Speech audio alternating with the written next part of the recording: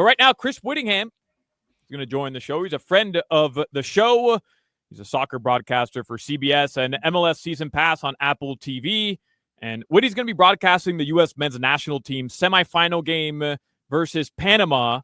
That's coming up Thursday in the CONCACAF Nations League semifinal. You can watch it on Paramount Plus. Inter Miami's next MLS game isn't until the end of the month. They're hosting the Union, but they're off until the 29th because of the international break. Witty joins us on the Toyota of Hollywood hotline. Since we last spoke, Witty, Messi scores at Cavalier. The Jamaican crowd goes absolutely crazy. And then late finish Sunday night, the local kid, Fafa Pico, victory over Atlanta United. In the grand scheme of things, Witty, you know, a victory in mid-March doesn't mean much, but for Inter Miami, kicking Atlanta United's ass, kind of a big deal, like mentally, I think.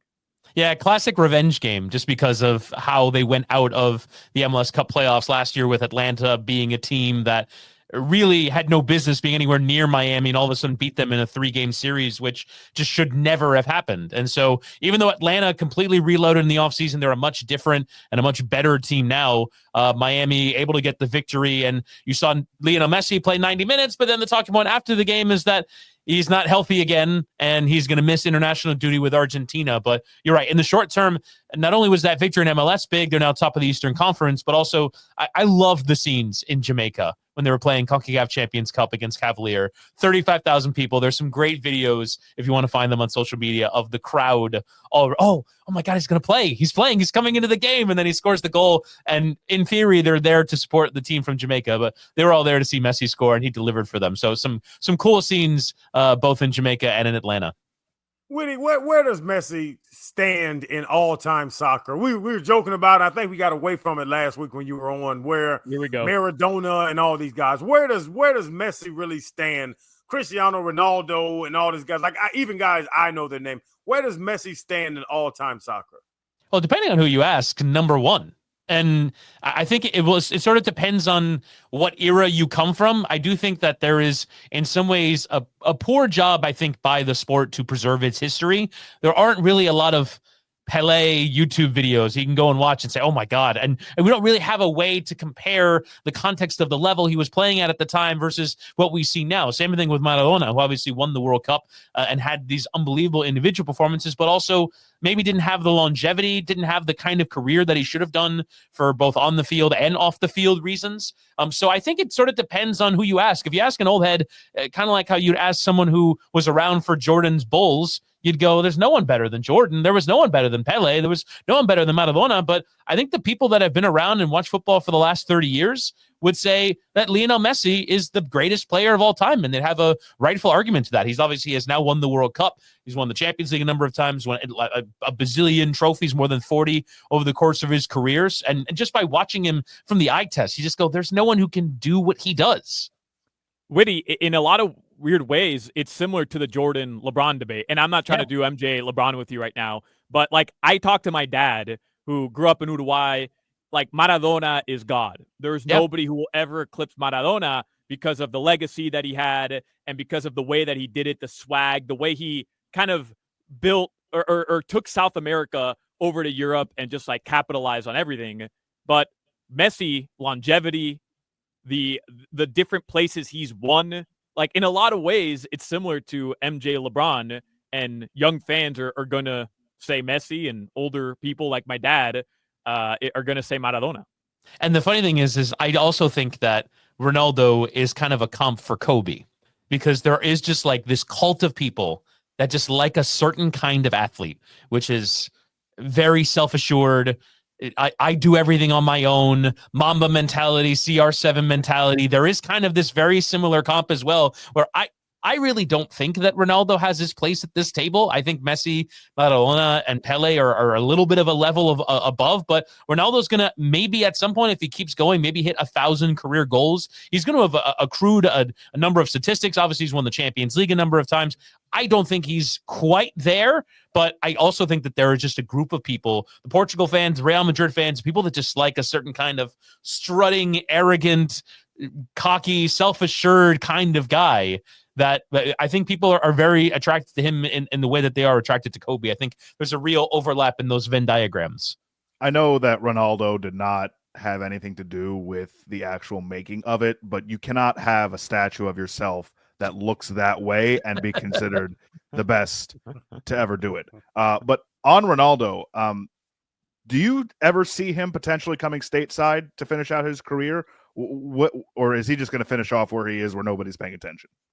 Well, that's kind of a funny way to put it, because they actually just played a game at the weekend. His club played a game at the weekend where they had 12,000 people in attendance, and there were thousands of empty seats. And he is playing in Saudi Arabia, earning hundreds of millions of dollars. But that league that has invested over $1 billion, and I mean, probably just Ronaldo himself, but never mind all the other players they brought in, they're kind of meant to have been these upsetters of the apple cart, these disruptors in the world of football. They spent millions and billions to bring players in, and they are a tree that's falling in the forest and not making a sound. In terms of whether or not he would ever come here, he actually came close to coming here, incredibly enough, to play for Kansas City before he ended up going to Saudi Arabia. But there are theories that I don't really want to get into as to why he hasn't. But I think that in the overall, he at this point has kind of set his stall out in the great outside of Europe, who's dominating the world of football. He has set his stall as the Saudi guy as opposed to the MLS guy. And I think now, because Messi and Ronaldo have kind of always done everything in competition their entire careers, now, which is the better league? Is it the Saudi league? That's Ronaldo's league. Or is it MLS? That's Messi's league. And I think that it is sort of the next frontier in the Messi v. Ronaldo debate. Speaking of MLS, Messi, his muscle injury is going to keep him out of Argentina's qualifiers this upcoming week. Important qualifiers for them. They're in first place, but Uruguay, Argentina, that's like the best match week for them. Anytime there's an injury on the turf, we were talking about it yesterday, Crowder, Appel, and I, that's where the conversation turns. I know there's always a dispute about whether or not Messi should be playing on turf, whether he wants to play on turf. Well, he did against Atlanta United. What's your take, Witty, on turf fields and artificial grass in Major League Soccer? Because I know for the World Cup in 2026, that'll all be replaced at the stadiums, MetLife and Mercedes-Benz Stadium, but MLS allows it.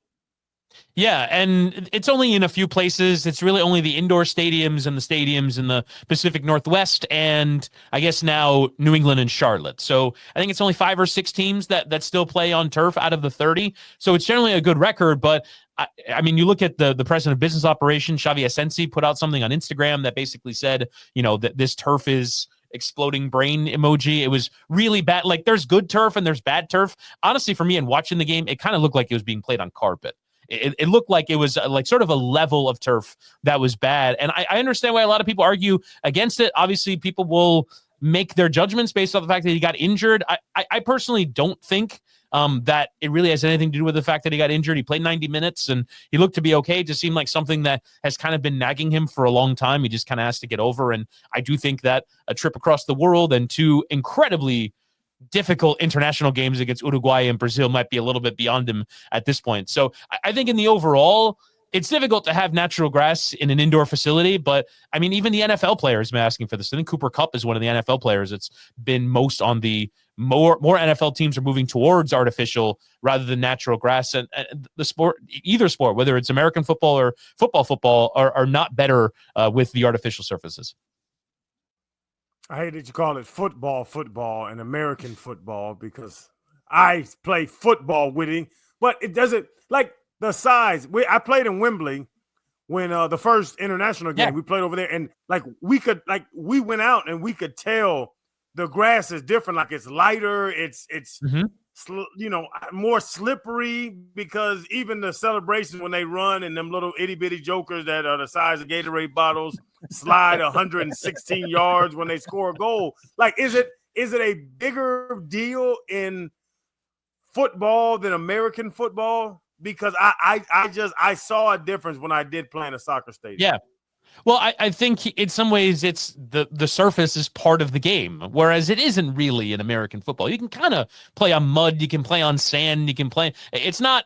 It really is only for the health of the players and what they're planting on. But the surface itself is a part of the game. And actually, it's interesting to note that the game has completely changed because the pitch has gotten better over the years. It used to be in England, it rained so much that they had a very hard time maintaining a surface over the course of a season. It would become mud by the end of the season, and you couldn't really play on the ground. And so, yeah, it does kind of have to be slick and slippery so that the ball can move, and there has to be actual grass undergirding, because if it falls apart, then the game can be completely disrupted by the playing surface. So, yeah, it is an entirely different thing. That's why you mentioned those international games at Tottenham and even at Real Madrid, where I believe the Dolphins are playing in Spain next year, right?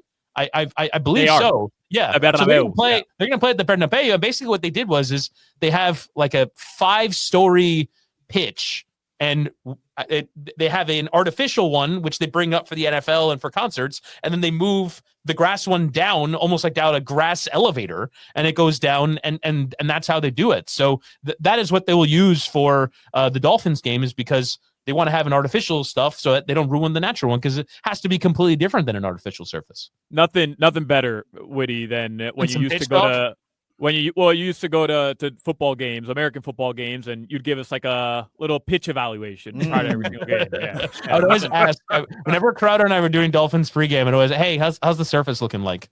Because it used to make me sad when the Dolphins would have and they still do sometimes. To call it the Dolphins a little bit. Sometimes the pitch does not look good. They only seem to really only bring up the good stuff around Orange Bowl time, which makes me a little sad. I want to see the Dolphins 12 months a year have a good playing surface. But Witty, to be fair, Stephen Ross has allocated a ton of resources to the playing surface. Like, it's not for lack of trying, in my opinion, because remember the Super Bowl 2 years ago, they hired like some special grass guy and they were growing it out in the fields of Arizona, and the playing surface was absolutely awful. Pitch for a Super Bowl, which is maddening. Like, Stephen Ross genuinely has allocated the right amount of resources. There's just a lot of action going on. The Canes play and then the Dolphins play back-to-back sometimes in multiple weeks. Like, that's going to devalue any pitch, Witty, as you know, a pitch connoisseur yourself would agree. Witty, Totally. I'm curious because you carry yourself and model yourself to be an honorary Brit. You wish you were from the UK. I think it's safe to say. And I feel like with Hawk's trip to London, you're both excited that he's going and experiencing all that, but at the same time, with every single video he sends, with what I think has actually become a pretty good British accent, I imagine it drives you insane. Appalling. It is appallingly bad.